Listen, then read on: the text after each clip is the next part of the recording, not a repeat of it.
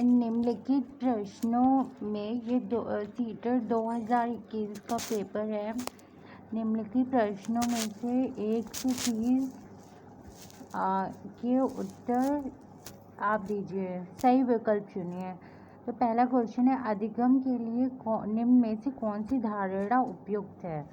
अधिगम मतलब लर्निंग सीखने के लिए इनमें से कौन सी जो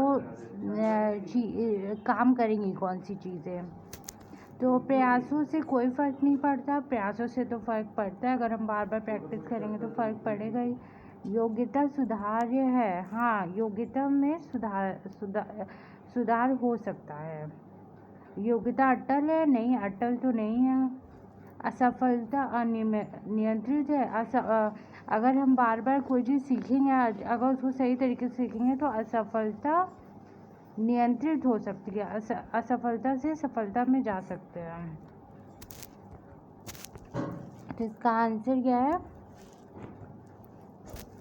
इसका आंसर योग्यता सुधार है, क्योंकि हाँ योग्यता अगर लर्निंग होगी उससे जो हम क्या होंगे, हमारे योग्य बनेंगे। अगर हमें पहले कुछ नहीं आता फिर धीरे धीरे आने लगेगा, हम योग्य हो जाएंगे।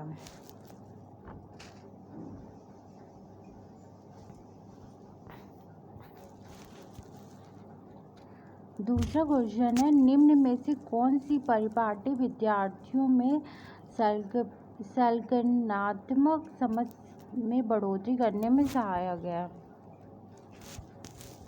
तो उसमें क्या होता है, संकलनात्मक समझ, जो कोई जैसे संकल्प की जो समझ होती है उसको बढ़ाने में कौन सी चीज़ सहायक करेगी। बार बार अन्वेषण और संवाद, पहले ये देखते हैं। बार बार परीक्षा है, बार बार परीक्षा कराने से होगा संकल्प शक्ति या ये समझ बढ़ जाएगी। पाठ्य पुस्तक केंद्रित या किताबें पढ़ने से होंगी सिर्फ, या फिर प्रतिस्पर्धा आधारित जो कॉम्पिटिटिव एग्ज़ाम्स होते हैं उनसे होगी, या फिर अन्वेषण और संवाद।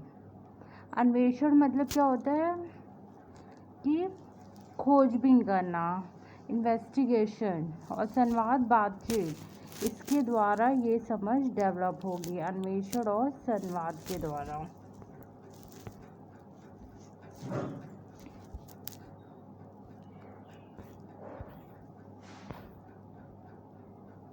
बच्चों को सीखने में कठिनाई होती है कब कठिनाई होती है, विषय वस्तु को बहुरूपों से प्रस्तुत किया गया हो। जैसे कोई चीज़ है, कोई टॉपिक है, अगर वो हमें समझाना है तो हम उसको ड्राइंग के थ्रू समझा दें, फ्लो चार्ट के थ्रू समझा दें, या बोल के समझाते, तो क्या उससे सीखने में कठिनाई होती है? उससे तो आसानी ही होती है। तो ये तो आंसर होगा नहीं। वो आंतरिक रूप से अभिप्रेरित हो, वो अंदर से मोटिवेशन हो, तो उसको सीखने में तो आसानी होगी ना। तो ये भी आंसर नहीं है। अधिगम सामाजिक संदर्भ में हो, अगर वो समाज से रिलेटेड हो तो वो जल्दी ही समझेगा ना। अगर वो अधिगम मतलब लर्निंग, ये भी नहीं है। सूचना अलग अलग टुकड़ों में प्रस्तुत की जाए, अगर हमें कोई सूचना छोटे छोटे टुकड़ों में अगर वो प्रस्तुत की जाती है तब हमें उसको समझने में कठिनाई होती है।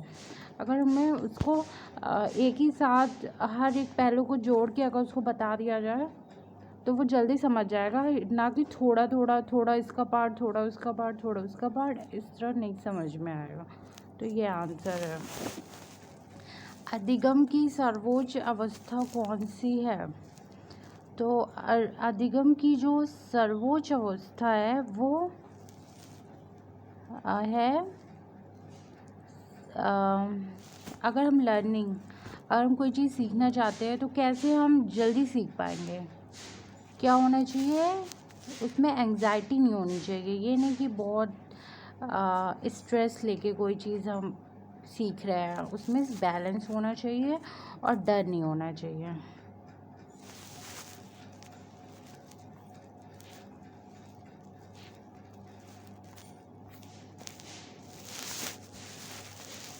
अधिगम का रचनात्मक विचार या सुझाव देता है कि ज्ञान की संरचना में बच्चे पूर्ण रूप से पाठ्यक्रमों पर निर्भर रहते हैं।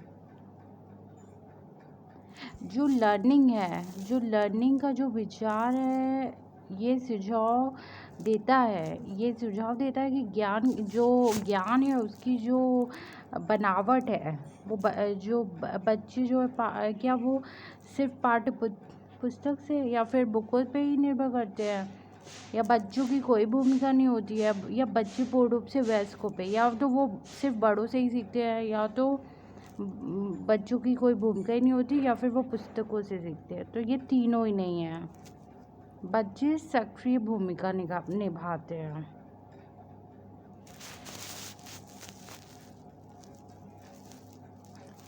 बच्चे इसमें एक अच्छी भूमिका एक्टिव भूमिका निभाते हैं। एक कार्य के दौरान साइना स्वयं से बात कर रही है कि वह कार्य पर किस प्रकार प्रगति कर सकती है।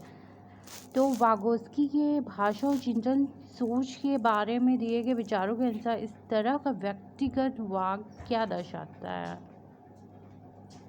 एक साइना सोच रही है कि हम अपने काम में कैसे आगे बढ़ सकते हैं। तो वागोस्की के अनुसार ये व्यक्तिगत वाक्य क्या है ये। तो ये जो है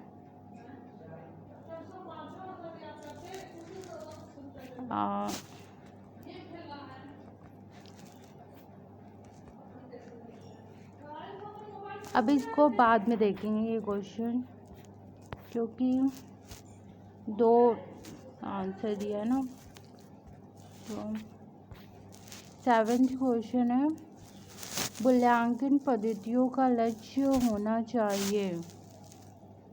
जो हम किसी को नंबर देते हैं, असेसमेंट जो होता है, तो उसका एम क्या होना चाहिए, यही क्वेश्चन है। पुरस्कार वितरण हेतु, या हमें उसको इनाम देना है, विद्यार्थियों का नामांकित करना, उनका नाम लिखना है, योग्यता आधारित समूह में विद्यार्थियों को विभाजित, उनका क्लासिफिकेशन करना है कि इतने बच्चे 100 नंबर पाए, 100 में से 100 पाए, इतने बच्चे 100 में से 80 पाए, या फिर क्लासिफिकेशन करने के लिए, या फिर विद्यार्थियों की ज़रूरतों एवं आवश्यकताओं की पहचान करना। तो ये मेन एम यही होता है। कोई टेस्ट लेते हैं उसमें, हाँ, जब उसका टेस्ट लिया जाता है उसमें उसके मार्क्स मिलते हैं, तो ये उसका एम होना चाहिए, उनकी ज़रूरतों और आवश्यकताओं की पहचान, कि वो किस सब्जेक्ट में तेज है, कौन सा टॉपिक उसका कमज़ोर है, कौन सा स्ट्रॉन्ग है। तो इन सब चीज़ों के लिए ये मेन एम होना चाहिए।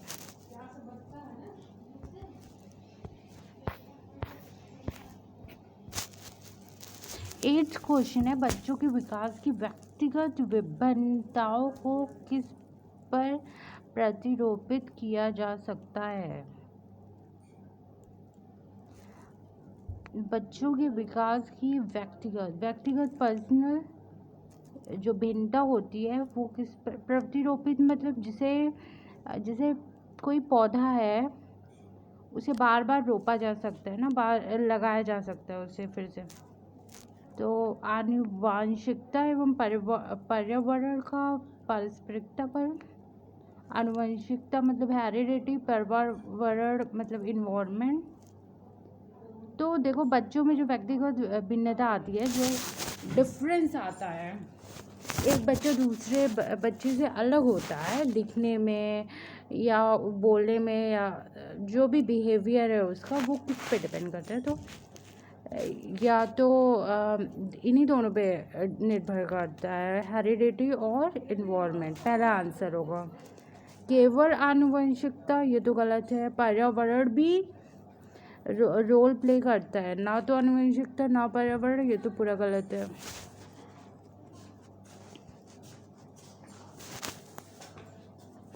एक खेल क्रिया के दौरान चोट लगने पर रोहन रोने लगता है, या देख के उसके पिता कहते हैं लड़कियों की तरह व्यवहार ना करो, लड़के रोते नहीं हैं।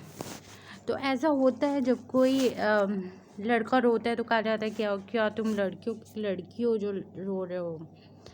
तो ये चीज़ क्या दर्शाता है? लैंगिक रूढ़िवादिताओं को दर्शाता है। लैंगिक मतलब लिंग में परिवर्तन एक लड़का एक लड़की में रूढ़िवादी सोच मतलब एक पुरानी सोच को दर्शाता है।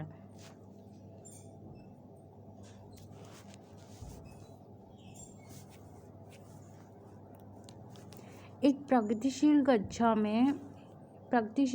की जो वो आगे बढ़ा हो कक्षा में विद्यार्थी को अनेक अकादमिक अंकों के आधार पर नामांकित करना चाहिए।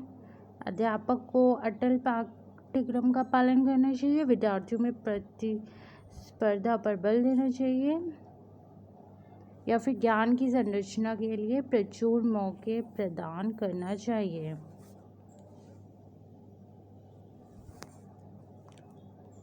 तो इसका आंसर होगा ज्ञान की संरचना के लिए प्रचुर मौके प्रदान करना चाहिए। उसका मतलब कक्षा जो क्लास है उसका मोटिव ये होना चाहिए कि बच्चों में ज्ञान, अगर वो किस लिए आते हैं, ज्ञान के लिए आते हैं, तो उनमें ज्ञान की जो संरचना हो उसके लिए उन्हें मौके प्रदान करना चाहिए। तो ये इसका सही आंसर है। Thank you. इसका नेक्स्ट पार्ट अगले वीडियो में बनेगा। ये इसका पार्ट 1 था। ये 2021 का पेपर है सीटेट का। Thank you.